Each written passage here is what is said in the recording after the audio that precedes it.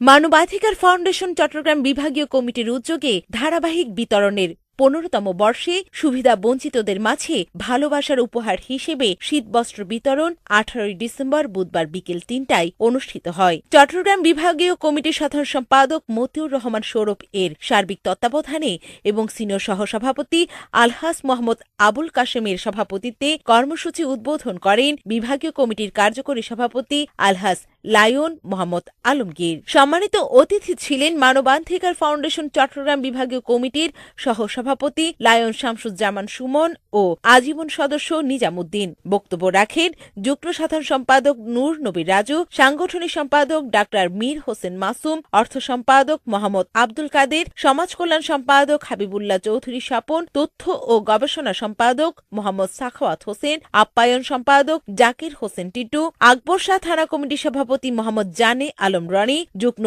মহিলা সম্পাদক নাজমা আক্তার, যুগ্ম শিল্প সম্পাদক আমিনা বেগম ডলি, কার্যকরী সদস্য ইব্রাহিম সহ প্রমুখ।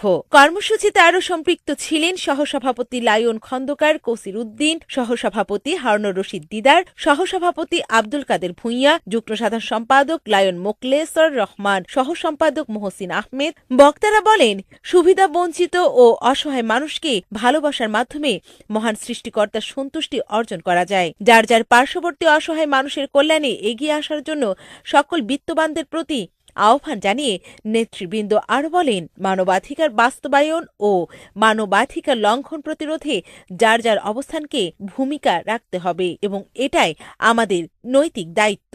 এই যে বললাম, মানুষকে, অসহায় মানুষকে ভালোবাসার মাধ্যমে মহান সৃষ্টিকর্তার সন্তুষ্টি অর্জন করা যায়। সেই আল্লাহর সন্তুষ্টি অর্জন করার তাগিদ নিয়ে আমরা দীর্ঘ বছর যাবৎ এই আয়োজনটা করে আসছি। আগামীতেও আপনাদের দোয়ায়, মহান আল্লাহ রাব্বুল আলামিনের রহমতে আমরা যাতে ধারাবাহিকভাবে এই আয়োজন চালু রাখতে পারি, আপনাদের দোয়া চাই এবং নেতৃবৃন্দ সকলের সহযোগিতা চাই।